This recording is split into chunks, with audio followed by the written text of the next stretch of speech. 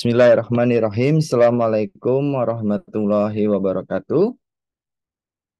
Selamat sore semuanya. Salam sejahtera untuk kita semua. Mengawali kegiatan belajar pada sore hari ini, kita awali dengan berdoa. Semoga apa yang kita pelajari bisa diterima dan bermanfaat untuk kedepannya. Berdoa dimulai.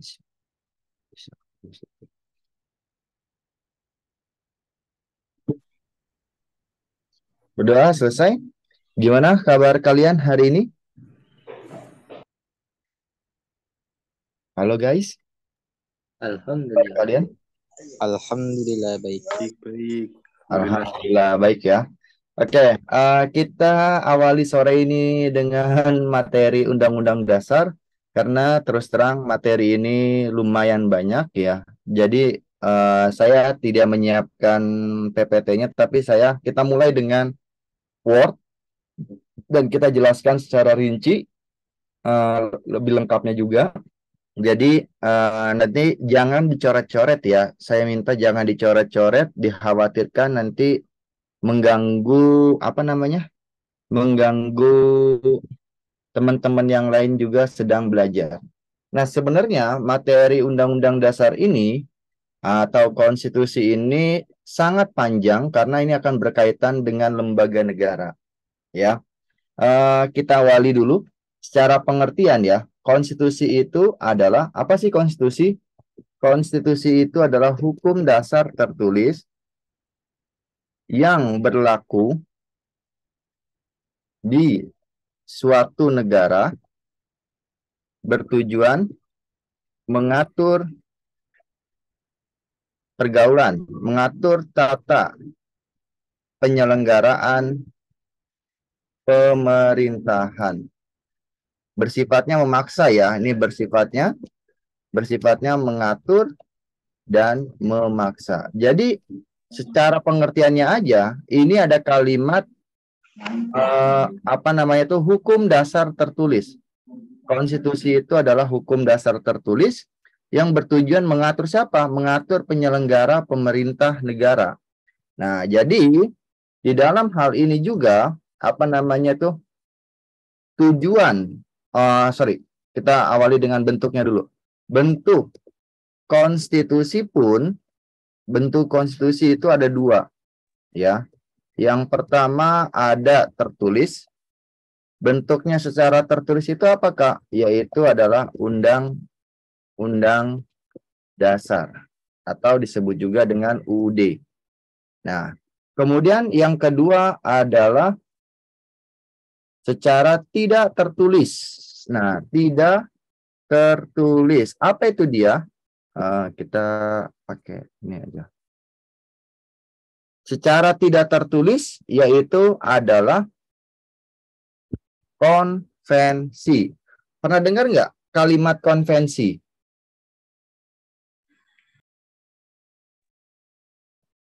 Pernah dengar nggak kalimat konvensi? Apa itu konvensi? Pernahkah? Apa itu konvensi?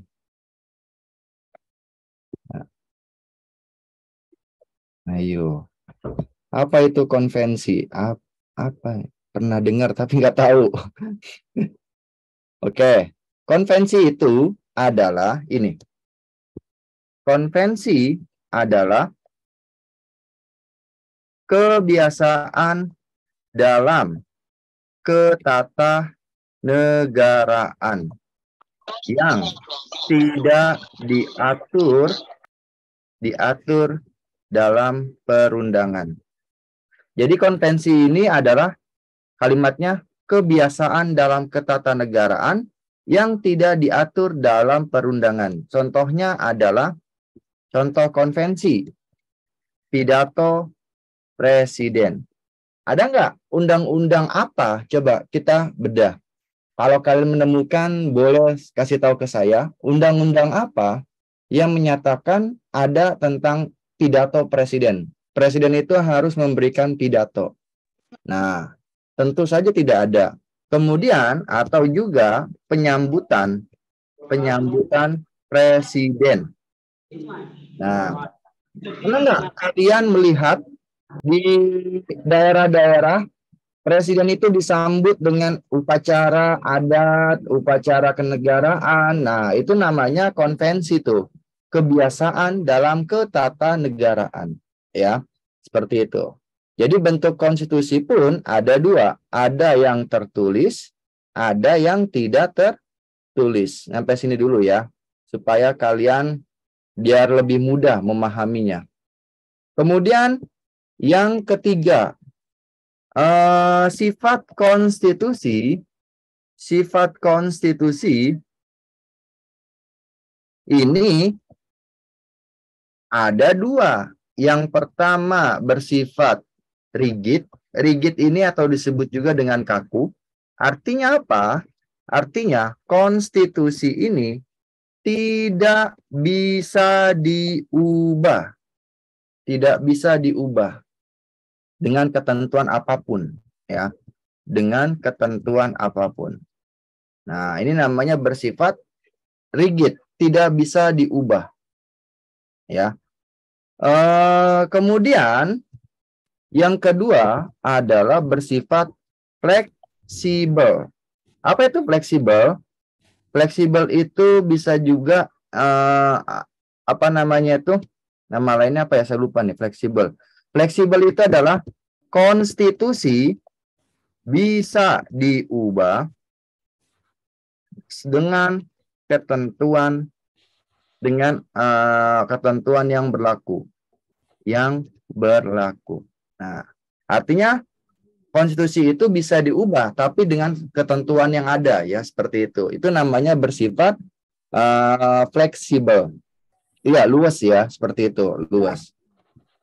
Terima kasih ya, Ines. Luas.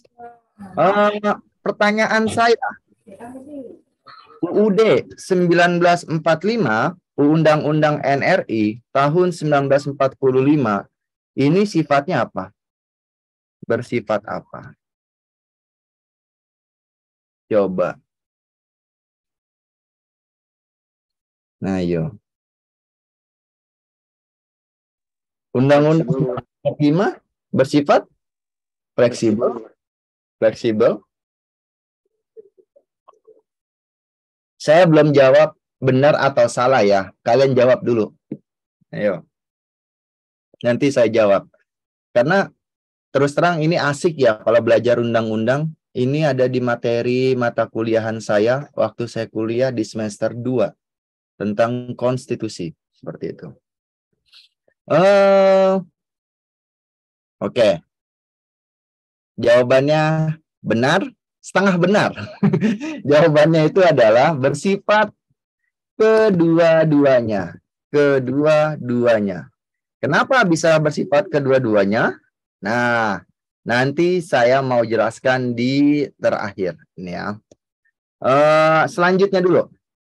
Yaitu adalah selain bentuk, apa sih tujuan dari konstitusi? Tujuan dari konstitusi itu yang pertama adalah membatasi kekuasaan pemerintahan. Nah, artinya konstitusi itu kan hukum dasar tertulis yang mengatur penyelenggaraan pemerintahan, bersifat mengatur dan bersifat memaksa. Nah, jadi tujuan konstitusi ini dibuat untuk membatasi kekuasaan pemerintahan. Ingat nggak? Saya berangkat dari pengalaman Orde Lama. Dalam Orde Lama atau di eranya apa namanya itu Soekarno, ya. Soekarno itu pernah mengeluarkan ini buktinya ya, mengeluarkan yang namanya TAP MPR RI nomor 3 kalau tidak salah tahun 1963 tentang pengangkatan presiden seumur hidup. Kalau tidak salah, coba kalian cross check ya. Nanti kalau misalnya ini bisa kita revisi. Nah, ini ya. Jadi ada sedikit pelanggaran. Padahal Undang-Undang Dasar ini kan dibuat pada era BPU, PKI, dan PPKI. Seperti itu. Ya. Jadi yang membuat UUD 1945 itu adalah BPUPKI di sidang kedua. Nah, ternyata Soekarno melanggar dengan mengeluarkan TAP MPR nomor 3 tahun 63 tentang pengangkatan presiden seumur hidup. Ini pelanggaran, ya. Dasarnya nih. Terus yang kedua adalah di era Orde Baru atau di era Soeharto, ini Soeharto lebih parah lagi nih. Ini dia menjadi Presiden Republik Indonesia selama 32 tahun. Bayangin. Nah, ini adalah pelanggaran juga. Padahal adanya Undang-Undang Dasar yang paling utama membatasi kekuasaan pemerintahan. Itu dulu, ya. Nah, makanya banyak sekali pelanggaran.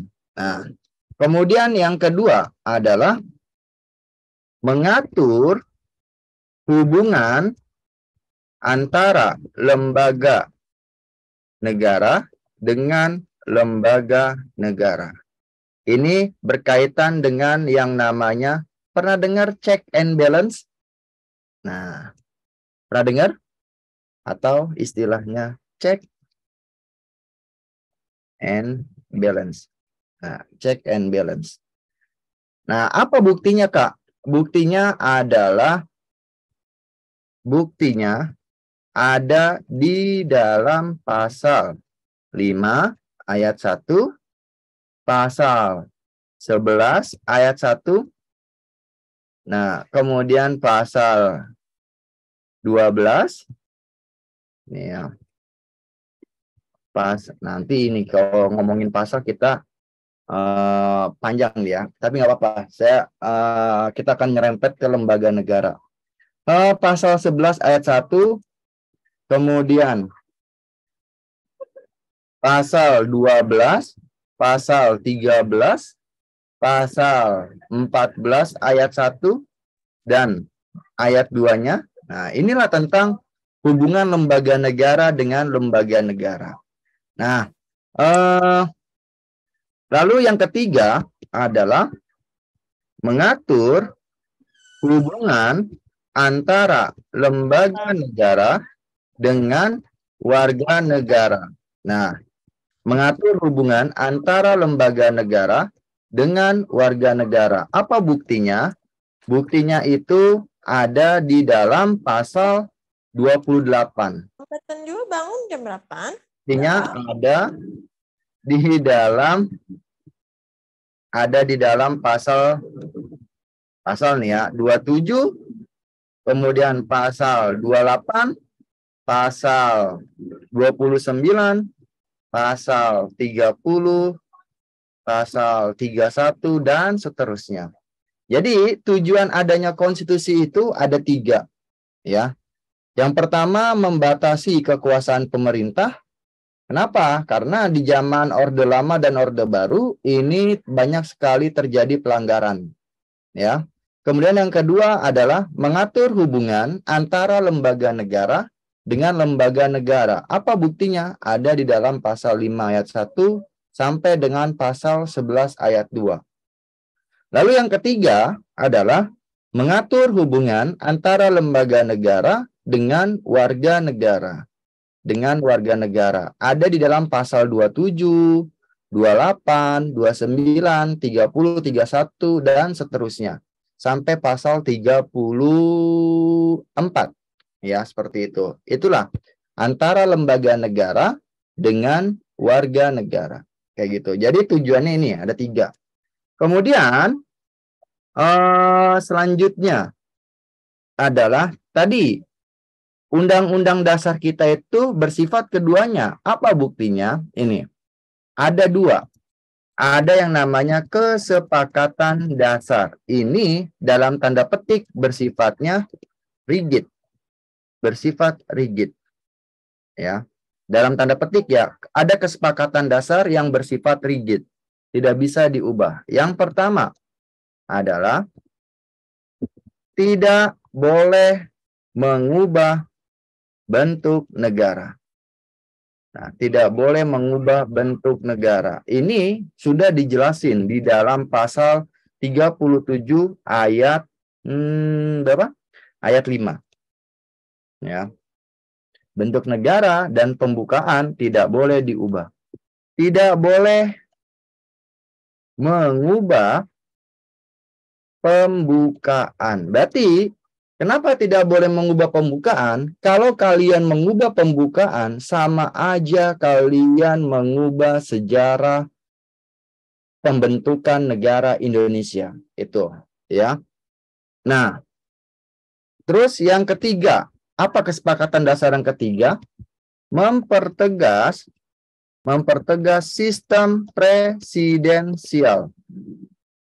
Hal ini sudah jelas di dalam pasal 7B.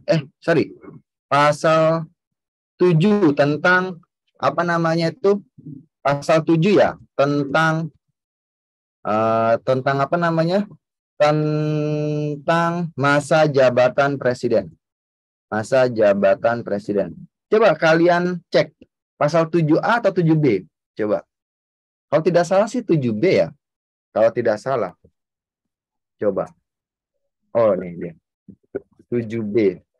Kalau tidak salah. Bentar. Saya mau make sure dulu. Oh, pasal 7 benar. Pasal 7. Ya. Jadi, di sini ada kesepakatan dasar yang bersifat rigid mempertegas sistem presidensil. Kenapa sistem presidensil? Karena tujuan adanya konstitusi itu adalah membatasi kekuasaan pemerintahan. Maka di era Orde Baru, pasal 7 ini tidak pernah diubah, tidak pernah diamandemen.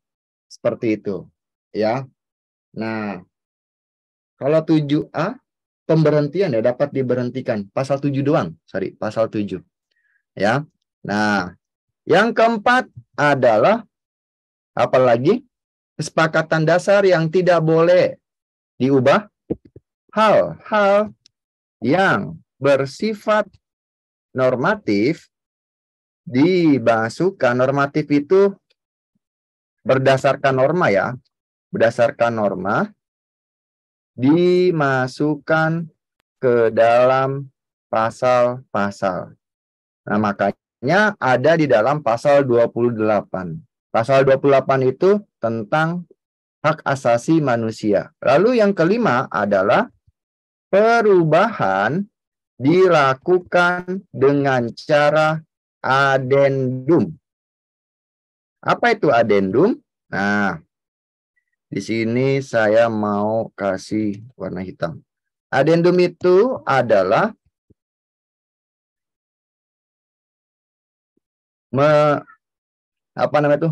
mempertahankan naskah asli UUD NRI tahun 1945. Nah, itu namanya bersifat adendum. Kalau kalian tanya ke saya dijelasnya ya. Nih ya. UUD 1945 apa namanya itu yang ada penambahan ya. Nih. Perbedaannya nih, nanti nih di sini nih. Perbedaan sebelum dan sesudah di amandemen. Kita lihat di sini ya, supaya kalian paham.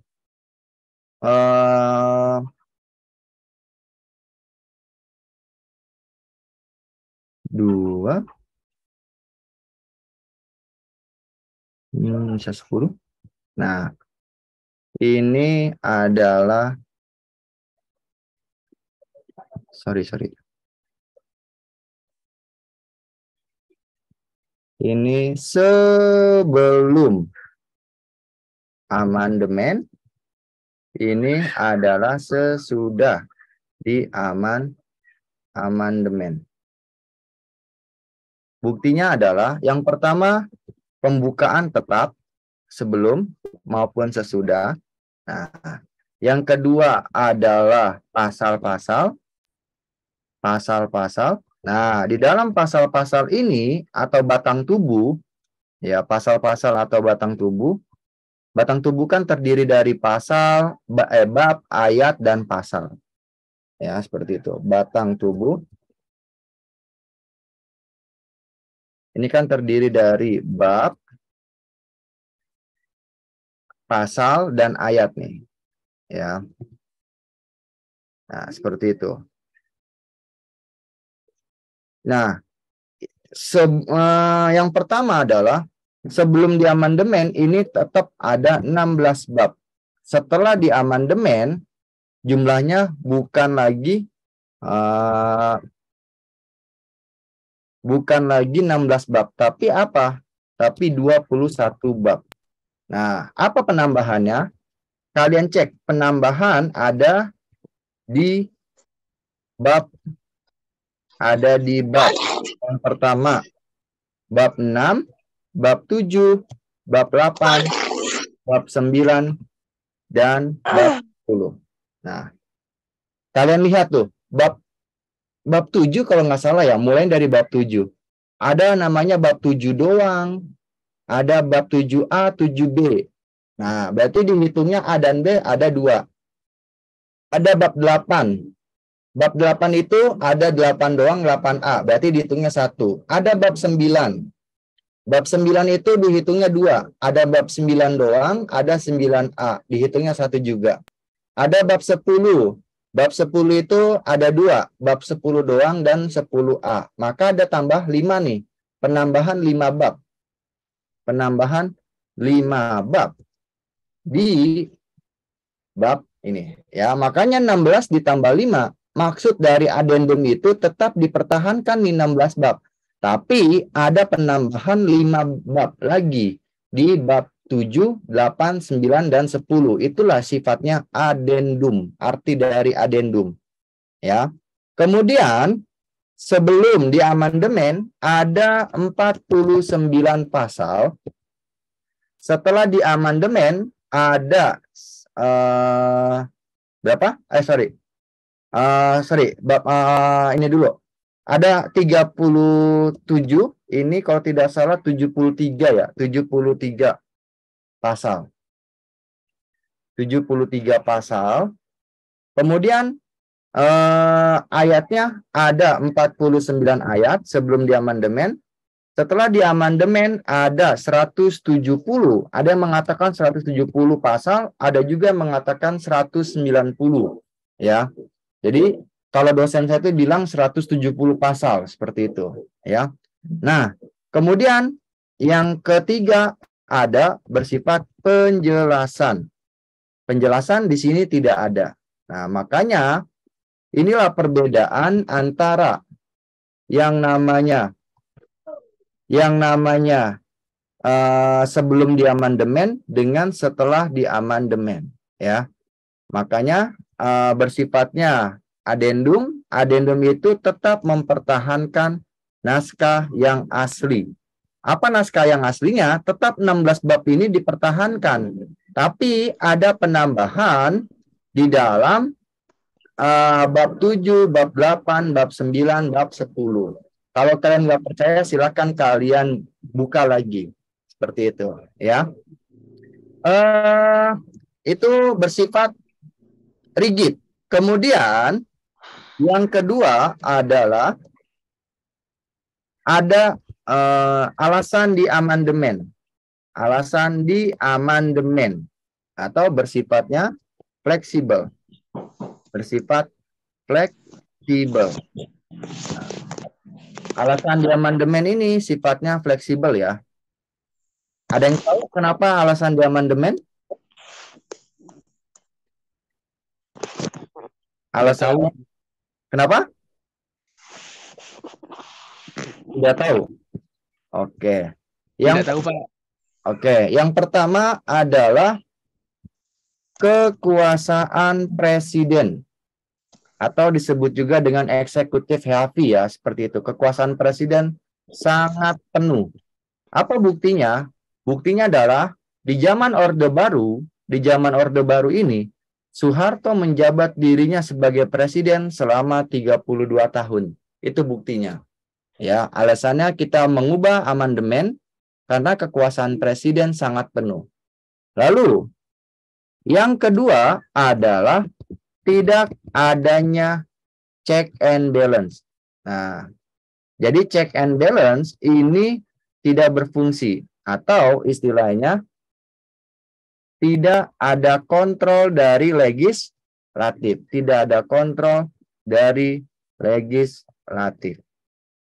Kayak gitu, ya. Nah, yang ketiga adalah tidak mengatur otonomi daerah. Sehingga pembangunannya hanya bersifat di Pulau Jawa saja. Daerah-daerah lain, pulau-pulau lain itu tidak dibangun seperti itu. Kemudian yang keempat adalah banyaknya terjadi pelanggaran HAM. Terjadi pelanggaran HAM. Buktinya adalah peristiwa Tanjung Priuk. Ya, buktinya ya. Kita ngomong bukti nih sesuai dengan fakta. Ada peristiwa Tanjung Priuk. Tahu lah ya, peristiwa Tanjung Priuk apa? Ada peristiwa Marsina, kemudian wartawan Udin, kasus Trisakti, Trisakti dan Semanggi.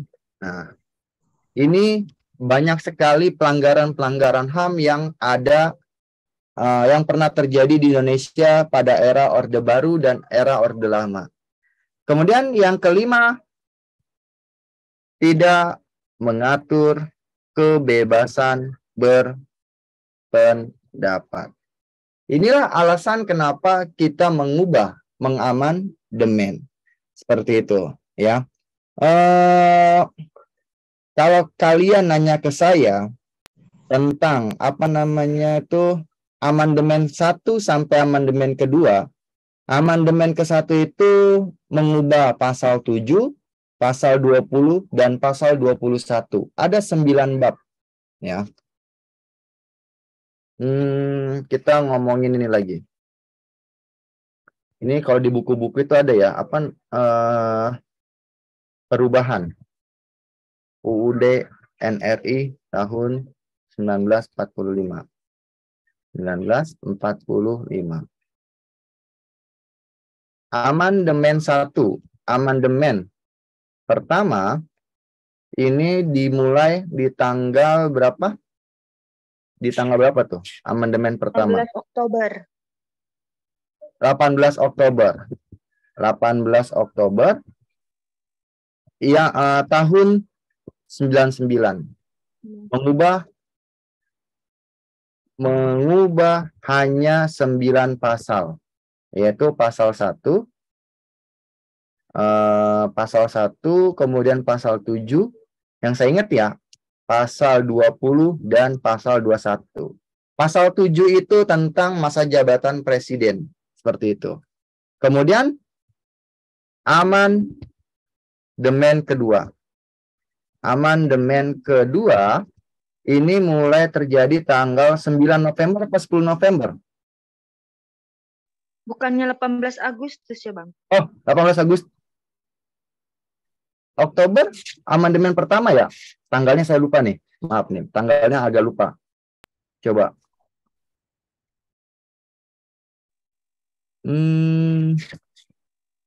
Coba. Kalian koreksi saya ya.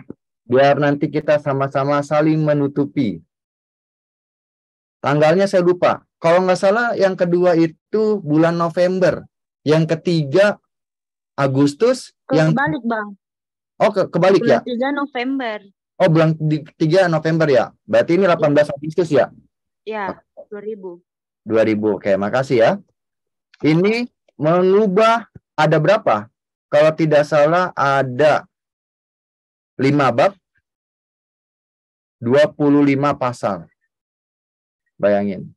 Intinya yang diubah itu adalah pasal tentang pasal 18 tentang pemerintah daerah, pasal 30, pasal 28, kok nge-lag nih, pasal 28, pasal 30, serta dan pasal berapa tuh, tentang pasal 35, tentang bendera, kayak gitu, ya.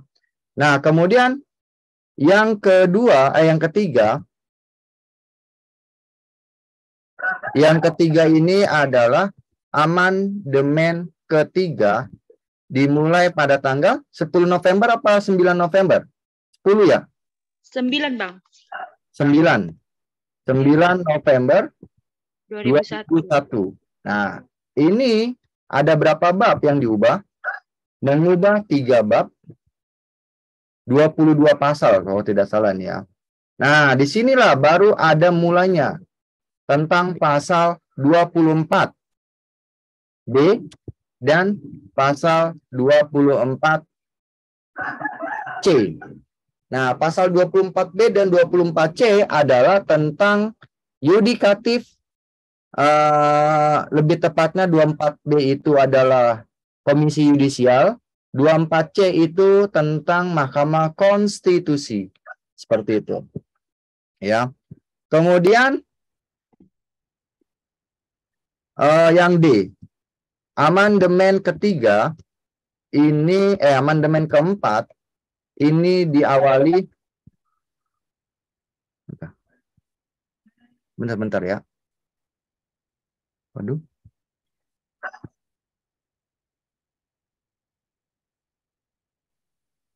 Sebentar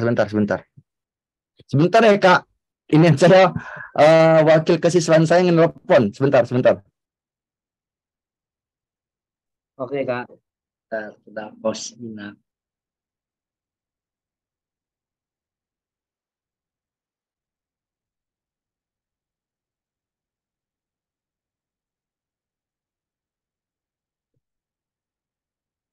Pelan dulu sejenak ya.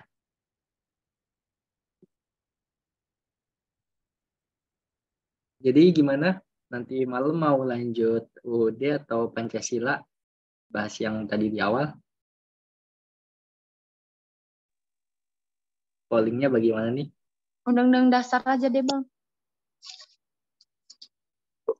Ini penawaran ya. Kalau secara polling di grup kan, peminat terbanyak di UUD, yang kedua Pancasila, gitu kan. Sekarang kan ada UUD, nanti malam kemungkinan jam 8 kita ada Zoom TWK lagi. Nah, Zoom TWK nanti malam itu mau UUD lagi atau ganti ke Pancasila? Kalau tuntas hari ini Pancasila lah nanti malam, Bang. Oke, yang lainnya gimana nih?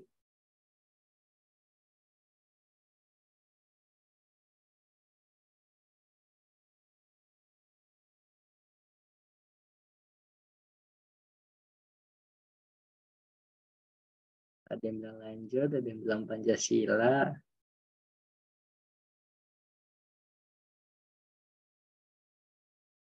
Ada yang minta UUD lagi.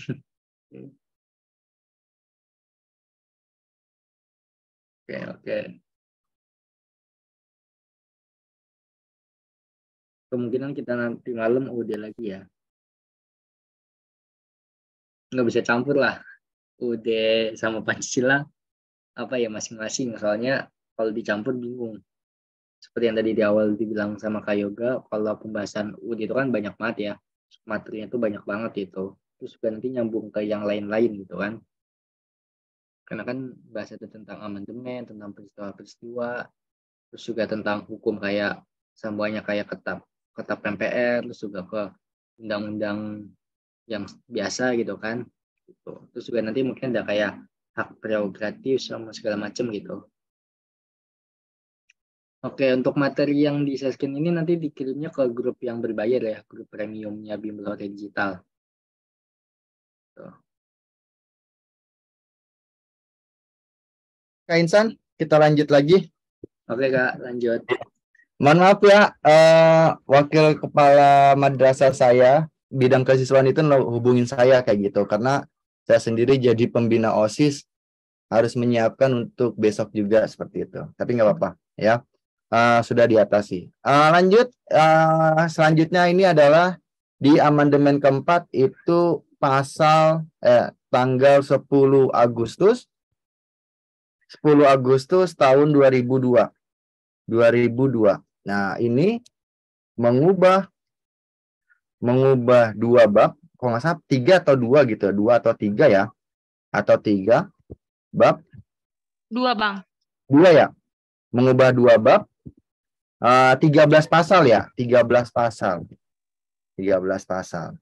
Nah, terutama adalah bab 4 tidak ada. Kemudian yang kedua adalah tentang bab 4 itu tentang DPA, betul. Dewan Pertimbangan Agung yang tidak ada, kayak gitu. Intinya seperti itu. Jadi kalau yang ini nggak usah dihafalin lah ya. Cukup dipahamin saja. Karena nggak bakalan keluar juga. Nah, kemudian yang selanjutnya adalah ini yang sering banget keluar. Pokok pikiran atau makna pembukaan dulu. Makna pembukaan UUD NRI tahun 1945. Tahun 1945. Makna yang pertama, di alinea pertama ya. Alinea 1 itu ngomongin tentang pernyataan kemerdekaan atau hak bangsa untuk merdeka. Nah, bunyinya adalah bahwa sesungguhnya kemerdekaan itu ialah hak segala bangsa. Nah, itu sudah jelas tuh ya, tentang pernyataan kemerdekaan. Lalu yang kedua adalah alinea kedua, ini ngomongin tentang penegasan perjuangan. Penegasan perjuangan kemerdekaan Indonesia. Apa bunyinya? Dan apa namanya tuh? Dan perjuangan pergerakan kemerdekaan Indonesia telah sampailah kepada saat yang berbahagia dengan selamat. Nah, seperti itu.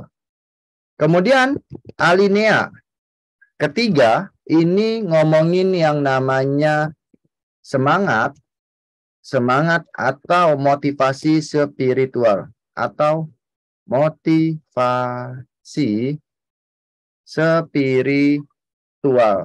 Apa bunyinya? Atas berkat rahmat Allah yang maha kuasa dan didorong oleh keinginan luhur.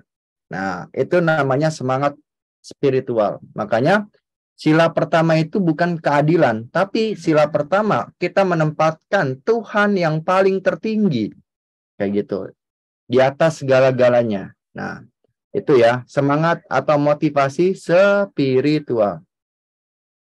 Motivasi. Kemudian alinea keempat. Alinea keempat ini ngomongin yang pertama bentuk negara. Ngomongin tujuan negara. Nah, tujuan negara. Kemudian ngomongin dasar negara. Ngomongin dasar negara. Dan ngomongin landasan politik internasional. Landasan politik internasional. Apa sih tujuan negara kita? Nah, ini kalau kita nyerempet-nyerempet nih, kan saya bilang, Undang-Undang Dasar itu materinya nyerempet dengan yang lain. Saya mau tanya dulu deh. Kalau kalian tahu, berarti alhamdulillah. Bentuk negara kita apa? Bentuk negara kita. Tahu kan? Mayoritas anak-anak Indonesia mengatakan bentuk negara kita adalah republik. Bentuk negara kita itu adalah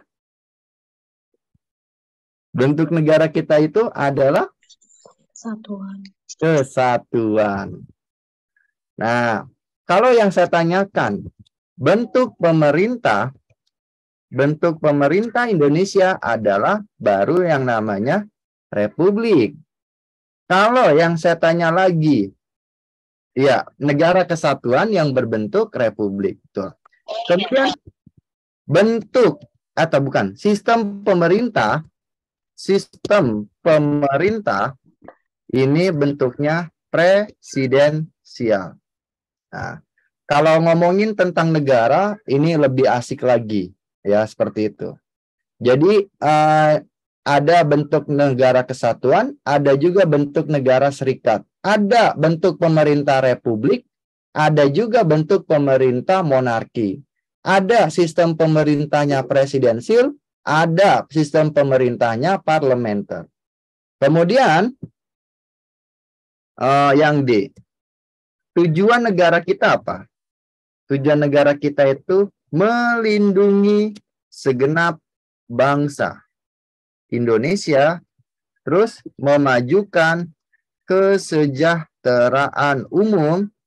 Yang keempat, yang ketiga, mencerdaskan kehidupan bangsa dan melaksanakan ketertiban dunia. Ketertiban dunia. Nah, inilah tujuan dari negara kita. Dasar negara kita itu sudah jelas ya, Pancasila. Nah, ini makna pembukaan. Ya. Kemudian selanjutnya adalah tentang pokok pikiran pembukaan. Pembukaan UUD NRI tahun 1945. Apa aja tuh pokok pikiran? Yang pertama, pokok pikiran 1 ini ngomongin tentang negara persatuan. Nah, ya, negara persatuan itu negara yang melindungi segenap bangsa Indonesia. Yang kedua, pokok pikiran kedua ini tentang negara keadilan. Negara keadilan. Pokok pikiran itu ada di dalam alinea keempat ya, seperti itu. Kemudian pokok pikiran ketiga itu adalah ngomongin negara kedaulatan. Nah, dan pokok pikiran keempat ini ngomongin tentang negara ketuhanan dan kemanusiaan. Nah, ini adalah pokok pikiran. Terus yang sering banget keluar selain pokok pikiran, pokoknya ingetin aja, ternyata pokok pikiran 1 itu tentang persatuan, pokok pikiran kedua tentang keadilan, pokok pikiran ketiga kedaulatan, pokok pikiran keempat ketuhanan dan kemanusiaan. Yang pertama, selanjutnya, yang terakhir nih, hubungan pembukaan dengan yang lain. Nah, dengan yang lain ini, yang pertama, hubungan UUD ya, bukan pembukaan, Undang-Undang Dasar 1945 dengan yang lain itu apa sih? Apa hubungannya pembukaan dengan batang tubuh? Ayo. Sering banget nih keluar nih. Yang pertama, hubungan pembukaan dengan batang tubuh. Apa ya hubungannya? Ada yang tahu nggak?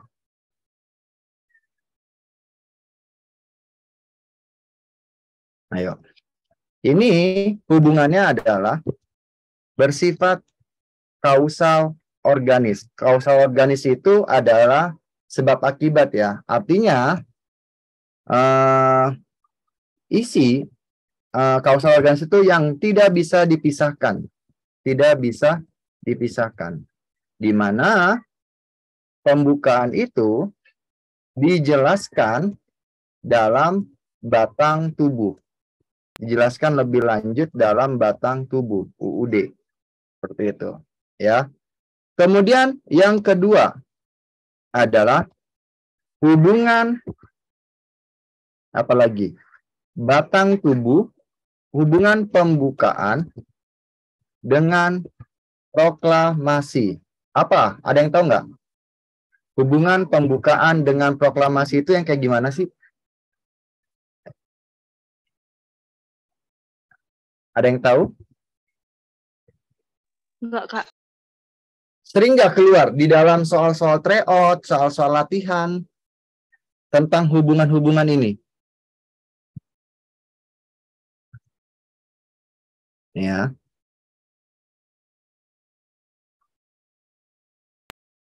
Ayo, ada yang tahu nggak apa hubungan pembukaan dengan proklamasi kemerdekaan? Hubungannya adalah menyatakan akan terselenggaranya kemerdekaan, terselenggaranya proklamasi kemerdekaan Indonesia yang menjadi akhir perjuangan, yang menjadi akhir dari perjuangan. Nah, jadi hubungan pembukaan itu, Undang-Undang Dasar tidak akan terjadi kalau belum ada proklamasi kemerdekaan, kayak gitu. Jadi proklamasi kemerdekaan dulu, baru terbentuklah pembukaan atau Undang-Undang Dasar. Kemudian yang ketiga, apalagi nih, hubungan pembukaan dengan yang namanya Pancasila. Apa hubungannya? Di dalam pembukaan UUD, di dalam pembukaan UUD NRI tahun 1945 terdapat yang namanya pokok kaidah yang fundamental. Yang fundamental. Fundamental itu yang mendasar, yaitu terkait dengan dasar negara, terkait dengan yang namanya dasar negara Indonesia. Iya, betul. Pancasila dijadikan dasar dalam penyelenggaraan pemerintahan. Ya, kayak gitu. Adanya pokok kaidah fundamental yang berhubungan dengan dasar negara.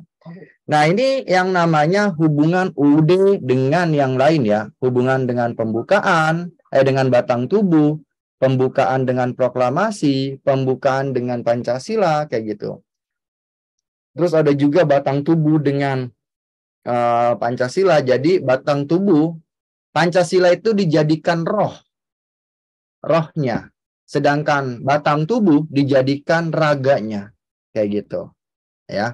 Kalau di dalam buku-buku ya, hubungan batang tubuh UUD dengan yang namanya Pancasila. Pancasila dijadikan rohnya. Kenapa Pancasila dijadikan rohnya dan batang tubuh dijadikan raganya? Kita lihat di sini ya.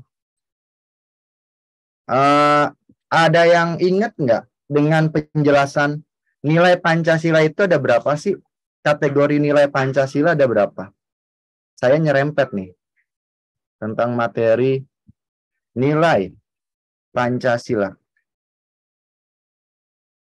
Ada 45 butir? Nilai Pancasila itu betul, ya ada 45 butir. Kategorinya ada 3. Yang pertama ada yang namanya nilai dasar. Kalau dalam bahasa buku, sangat jelimet. Saya menerangkan, menafsirkannya gini. Nilai dasar itu apa sih, Kak? Nilai yang tidak bisa diubah. Yang tidak bisa diubah. Apa tuh nilai dasar? 1. Ketuhanan. 2 apa? Kemanusiaan. 3. Persatuan. 4. Kerakyatan. 5. Keadilan. Ini namanya nilai dasar. Nilai yang tidak bisa diubah. Ya. Nilainya sudah mutlak seperti itu. Yang B, ada yang namanya nilai instrumental. Coba deh, saya mau tanya. Di dalam buku pasti nilai instrumental itu nilai apa sih? Coba. Bahasa buku apa? Ayo, bahasa buku apa? Apa itu yang dikategorikan nilai instrumental? Dalam bahasa bukunya apa? Perundang-undangan. Perundang-undangan. Nilai instrumental itu adalah nilai yang ada di batang tubuh. Intinya gitu aja. Batang tubuh UUD NRI tahun 1945. Kok kakak kayak gitu ya? Coba nih kita lihat. Saya mau memberikan penjelasan. Yang pertama, ketuhanan ini dijelaskan di dalam yang namanya pasal 29 Undang-Undang Dasar. Negara Indonesia adalah negara yang berketuhanan.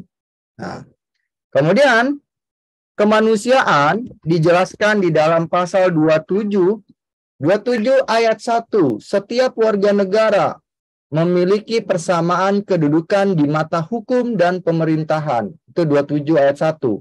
27 ayat 2 ngomongin setiap warga negara berhak mendapatkan pekerjaan dan penghidupan yang layak.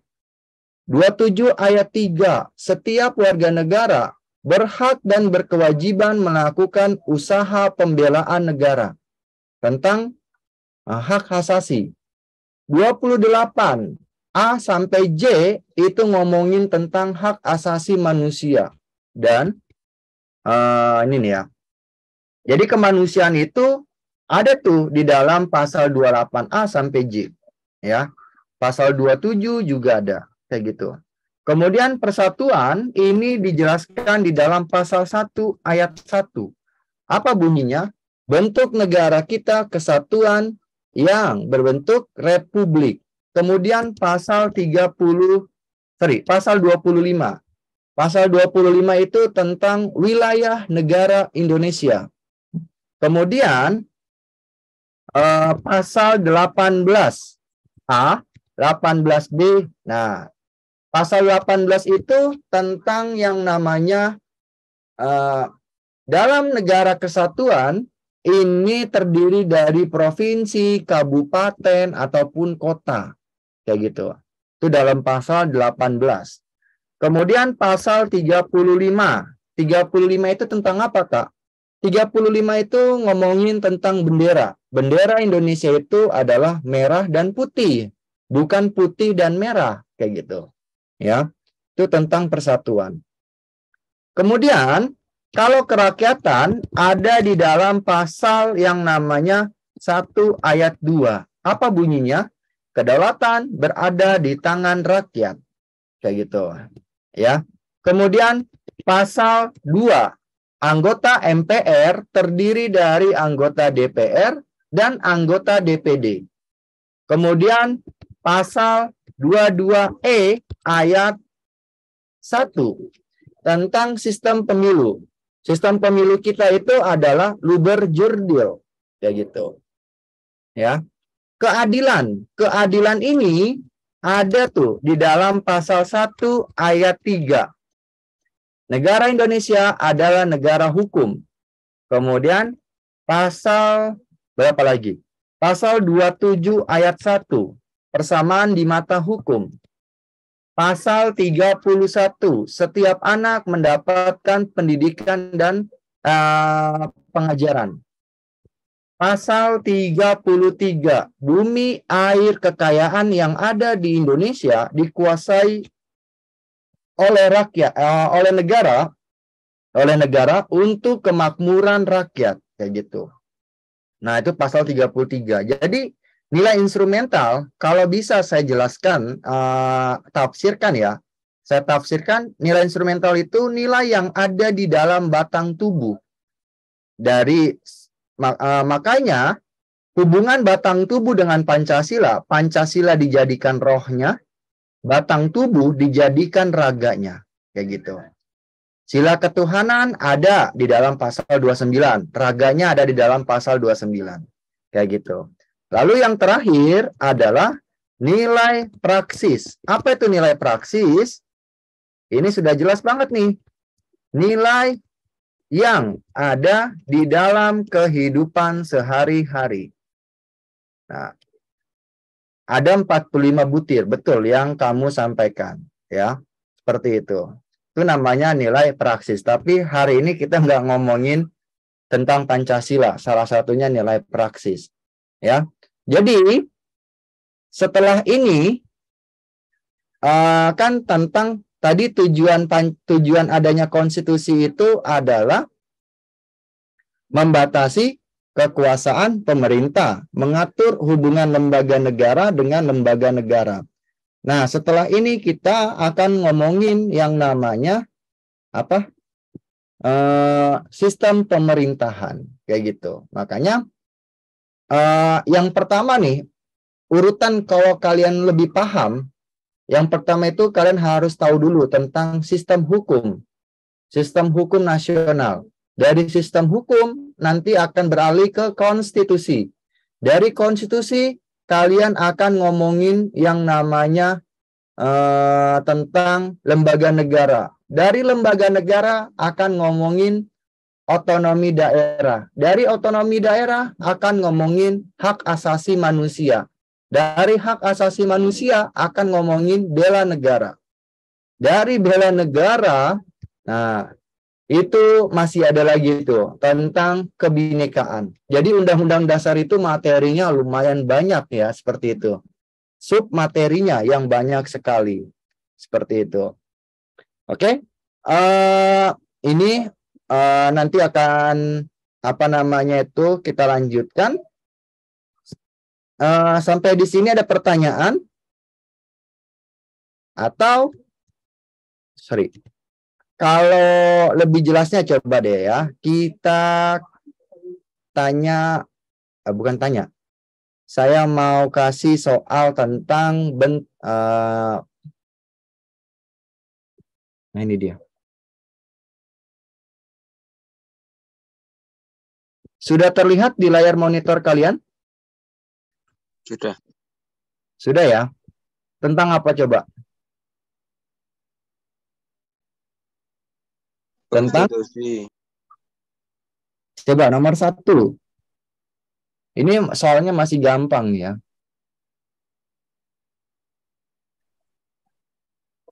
Nomor 1 apa?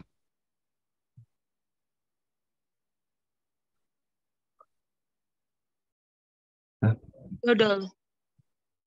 D. Dodol? Kecuali. Salah Oke. bang, salah. Kecuali. Salah. Ayo.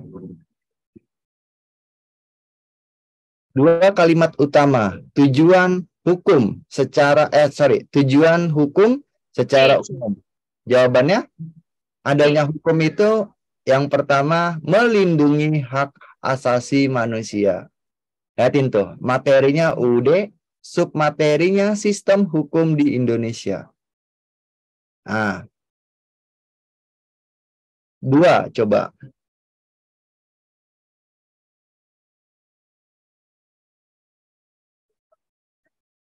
Oh, bukan yang ini nih. Sorry. Sorry, salah. Bukan yang ini. Bukan yang nomor 1, tapi nomor 2. Bentar ya, maaf. Ada kesalahan teknis, guys. Namanya orang salah, mohon dimaafkan ya. Bukan, kalau itu submateri hukum. Sekarang yang ininya apa? Submaterinya apa? Konstitusi atau bukan? Halo guys, submaterinya apa? Konstitusi. Konstitusi ya? Iya. Oke, silakan coba kalian jawab. Nomor 1, karena tadi materi kita konstitusi ya, bukan hukum.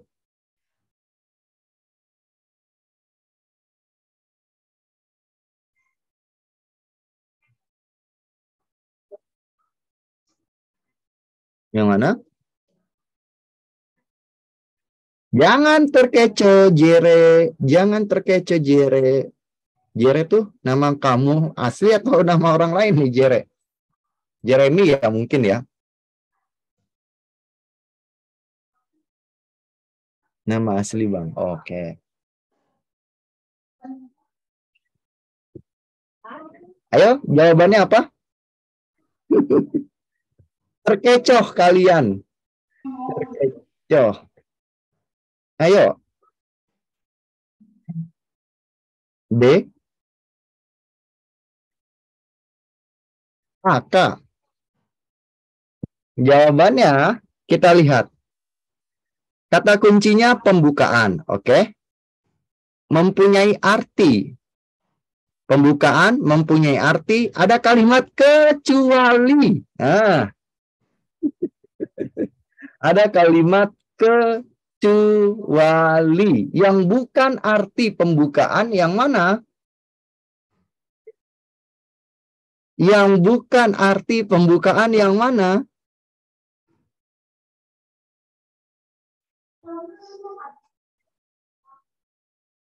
Yang bukan arti pembukaan itu adalah jawabannya yang D. Sumber dari segala sumber hukum di Indonesia. Kenapa? Karena sumber dari segala sumber hukum Indonesia itu bukan pembukaan, tapi melainkan siapa? Melainkan Pancasila. Makanya Pancasila itu dikatakan sebagai sumber dari segala sumber hukum. Nah, kan kalimatnya kecuali yang bukan. Nomor 2, coba. Nomor 2 apa jawabannya? Tadi. Yang Iya, Bang. bukan. Pokok pikiran. Tadi jawabannya yang C. Karena tidak ada tuh ya. Nah, 3. Yang mana coba tuh? Asas politik negara kita yang mana?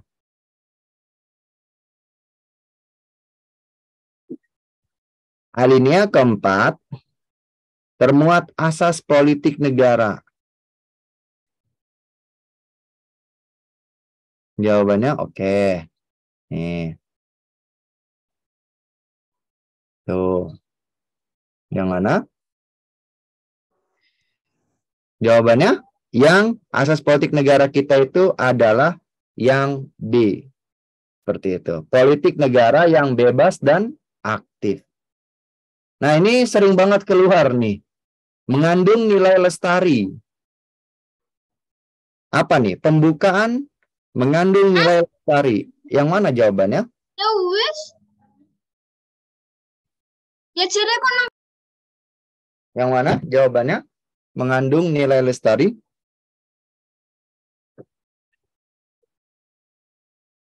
B mungkin. Jawabannya adalah nilai lestari. Kata kuncinya jawaban yang E. Mampu menampung dinamika. Ya. Lestari itu mampu menampung dinamika. 5.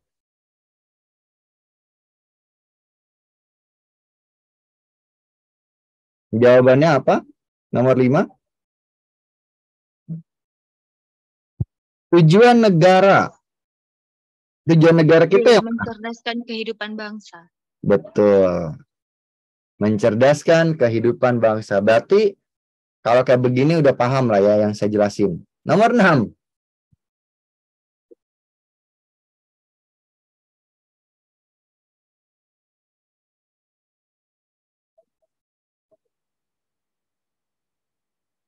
Nomor 6. Kelima, Bang. Kedua. Pas. Kepikiran yang kedua. Kata kuncinya pokok pikiran, bukan Pancasila. Di sini ada kalimat mewujudkan keadilan sosial. Berarti tadi pikiran keberapa? Kedua.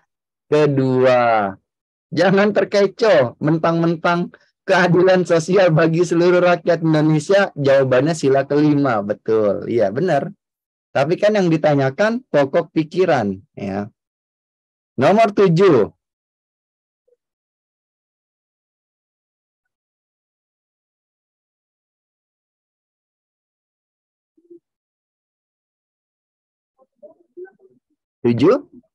A.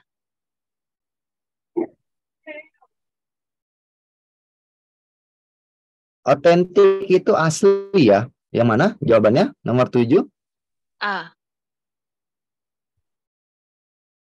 A. Yuridis itu secara hukum.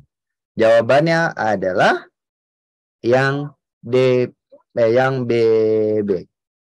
Ya. Jadi antara penjelasan ini adalah rangkaian utuh yang tidak bisa dipisahkan dengan batang tubuh. Kayak gitu. Nomor 8.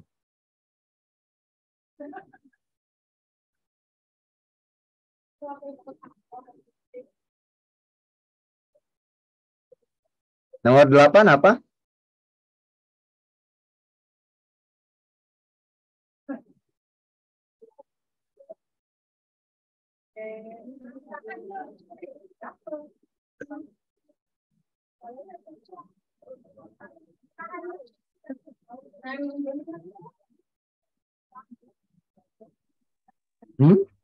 Enggak sih Bang, alat Pengatur atau alat kontrol? Ayo.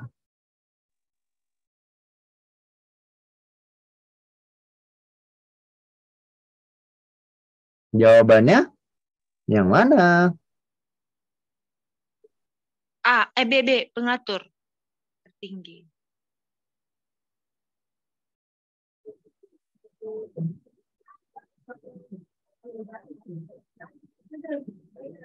B atau A atau C?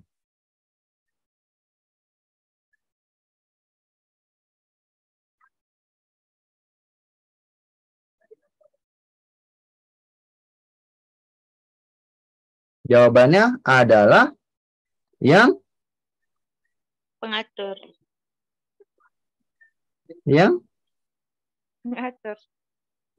yang B, betul. Ya, pengatur. Karena di sini ada kalimat nih, tata urutan perundang-undangan. 9. Wah, ini panjang nih. Nah.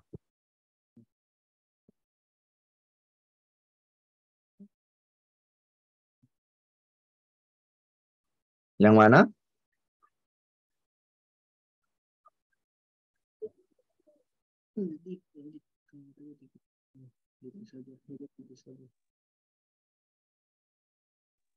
Dodol, teratat. Jurisprudensi apa? Jurisprudensi itu adalah putusan hakim terdahulu, ya, yang dijadikan bahan pertimbangan hakim saat ini. Kalimat utamanya di sini ada kata perjanjian kerjasama. Perjanjian kerjasama, ya, berarti jawabannya adalah traktat. Teratat, perjanjian. Ya.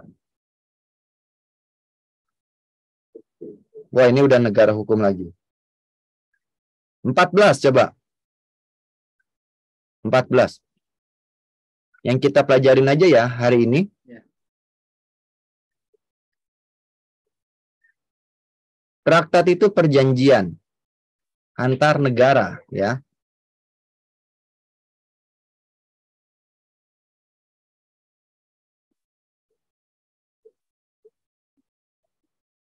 Yang mana? Ayo guys, nomor 14 guys. Kita lompat-melompat. Nomor 14 apa? E. Tadi yang saya jelasin apa? Alasan diubahnya. Kalimat kuncinya yang bukan termasuk alasan diubahnya. Tadi ada pelanggaran HAM. Tidak ada otonomi. Rakyat tidak boleh mengkritik. Tidak ada kebebasan berpendapat. Kekuasaan presiden sangat besar. Lalu yang bukan berarti jawabannya E. Ini adalah keberhasilan Presiden Soeharto, ya, swasembada beras. Nah ini 17.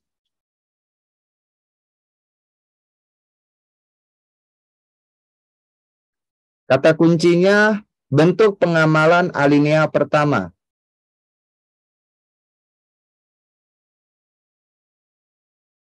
Yang A ya, menentang adanya segala bentuk adanya penjajahan dalam segala bentuk ya, yang A. Nah ini deh, 20 terakhir. 19 dan 20. Kedua. Besok nggak bisa nganterin loh. Kan mobil bensin. Yang mana jawabannya? Masih banyak loh ya. Alinea keempat, asas fundamental. Tapi kan di Jawabannya Kan buat yang lain. 19 yang mana? Modal bimbel. Jawabannya yang Depok. Dan yang terakhir, batang tubuh berisi 3 hal pokok. Jawabannya?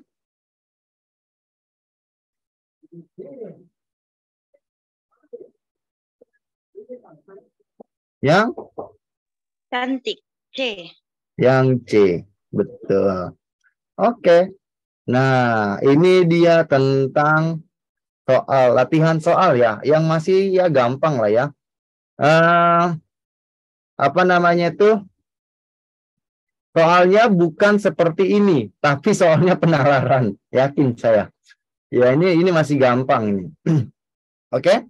Ada pertanyaan? Coba Kak, soal yang penalaran. Nah, nanti malam lah ya.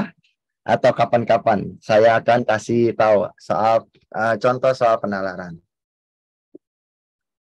Kak, tips belajar TWK. Tips belajar TWK. Sekarang saya mau tanya dulu. Apa namanya? Kalian masih sekolah atau sudah lulus? Sudah lulus. Baru lulus. Udah lulus. Oke. Kalau belum lulus, udah kuliah. Sudah lulus tapi kuliah. Saya ngomongin yang baru sekolah dulu ya, masih sekolah. Tipsnya adalah jangan membenci guru PPKN.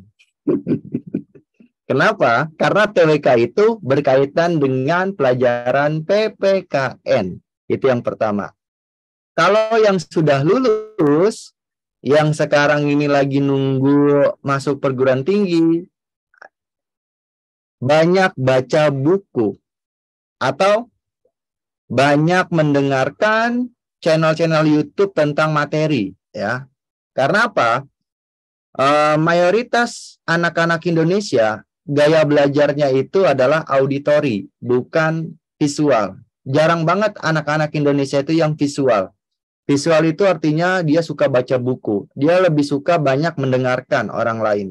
Makanya cari materi channel YouTube kayak Hore Digital tentang materi PPKN kayak gitu.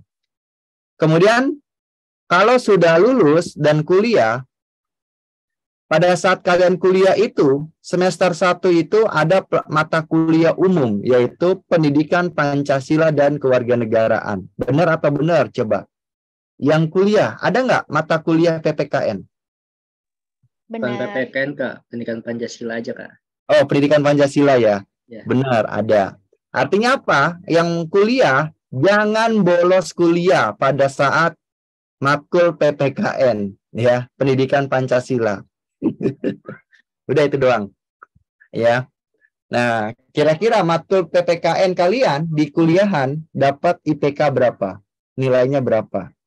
Saya Coba. A Kak. Wih, berarti gantiin saya Kak Insan ya.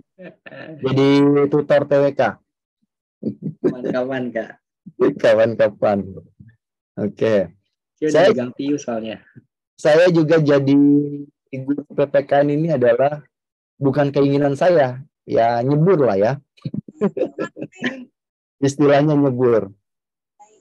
Awalnya juga saya benci banget dengan PPKN, tapi kenapa kok saya bisa begitu memahami materi-materi PPKN dari Pancasila sampai ke hubungan internasional kayak gitu. Ya. Jurusan saya itu jurusan S1 saya tuh PPKN di UNJ kayak gitu. Ya. Oke, ada pertanyaan? Tidak ada. Saya kembalikan ke Kak Insan ya. Silakan Kak Insan. Terima kasih Kak Yoga atas waktunya. Nanti malam jam 8 malam kita ada TWK lagi ya. TWK sesi kedua. Kemungkinan seperti tadi yang kesepakatan, lanjut lagi UUD, bahas tentang UUD, lanjut yang materi tadi. Sama nanti paling ada contoh-contoh soalnya ya. Sebenarnya ada yang request soal penalaran yang UUD kan. Mungkin untuk yang request penalaran UUD nanti dikasihnya di yang sesi kedua ya. Ada contoh soalnya gitu. Terus untuk latihan soal, kemungkinan besok lah atau lusa baru dikirim. Gitu. Nanti latihan soal yang udah kemarin udah di share, dikerjakan dulu. Kalau udah banyak yang ngerjain, baru latihan soal baru akan dikirimkan. Terus buat yang nanya event tryout-nya Horia Digital, kemungkinan minggu depan ada atau enggak nanti awal bulan depan ya. Awal bulan depan ada event tryout dari Horia Digital. Nanti juga ada Zoom-nya juga, ada Zoom sama Latsolnya. Untuk yang nanya harganya nggak nyampe 50.000 kok, di bawah 30.000. Tuh. Nanti ada kemungkinan ada 3 paket tryout, nanti ada Zoom-nya juga sama ada latihan soalnya. Murah kan, hanya di bawah 30.000 gitu. Itu untuk yang nanya event tryout-nya ya. Terus yang nanya materi, nanti materinya dikirim ke yang grup paket bimbel premium ya, grup paket bimbel premium Horia Digital. Terus yang nanya Bang masih buka paket bimbel premiumnya nggak? Kalau untuk paket bimbel premiumnya kita udah nggak buka ya, karena ada lagi kegiatan intensifnya udah dimulai dari 2 minggu yang lalu. Sekarang paling nanti bukanya yang event-event tryout. Nanti di event tryout juga kita ada itunya kok, tetap ada Zoom-nya sama ada latihan soal juga. Terus nanti juga ada beberapa bonus beberapa materi gitu. Jadi yang yang kemarin nggak sempat daftar paket bimbel premium Horia Digital atau telat gitu kan, nanti ikut aja yang event tryout-nya Horia Digital gitu. Nanti akan banyak Zoom-nya juga nanti di event tryout-nya Horia Digital. Oke, sampai sini ada pertanyaan mengenai bimbel atau materi? Oke, kalau misalnya tidak ada, mungkin Abang Hairi aja ya, karena udah mau menjelang maghrib juga di waktu Indonesia bagian Barat di jam 5:30. Nanti sesi kedua di jam 8 WIB ya. Kalau grup OOTD itu sama kok, itu grup berbahaya juga. Cuma kalau yang grup OOTD itu kan kerjasamanya, kolaborasinya antara Horia Digital sama RSA ya. Itu termasuk grup berbahaya. Jadi Horia Digital itu punya 2 paket grup. 2 paket ya, ada paket premium sama paket berbayar. Kalau paket berbayar itu yang kerjasama sama platform lain. Kalau yang paket premium khusus punya Horia Digital sendiri. Oke, nanti di-share juga aku di situ materinya. Sama untuk record Zoom-nya nanti di-upload di channel YouTube-nya kemungkinan besok pagi atau besok siang ya. Baru di-upload, sama file materinya paling di-share-nya juga besok. Nunggu yang malam dulu selesai. Oke. Ada lagi yang ditanyakan sebelum ditutup? Oke, kalau tidak ada, mungkin Abang Hairi aja. Terima kasih Kak Yoga atas waktunya untuk sore hari ini. Semoga apa yang disampaikan pada sore hari ini bermanfaat buat semuanya. Nanti juga semoga di sesi kedua ya Kak, jam 8 malam tetap semangat gitu ngajarinya. Nanti kita bahas UUD lagi. Terus juga terima kasih juga untuk peserta yang telah mengikuti kegiatan dari sore tadi nyampe menjelang maghrib. Semoga apa yang disampaikan oleh Kak Yoga tadi dapat membantu kalian dalam mengerjakan soal TWK nanti ya. Semoga tadi apa yang disampaikan bisa dipahami semuanya dengan baik dan bisa membantu kalian untuk mengerjakan soal TWK. Oke, cukup sekian dari Abang. Lebih kurangnya mohon dimaafkan. Wabillahi taufiq wal hidayah. Wassalamualaikum warahmatullahi wabarakatuh. Selamat sore menjelang malam semuanya. Oke, sama-sama.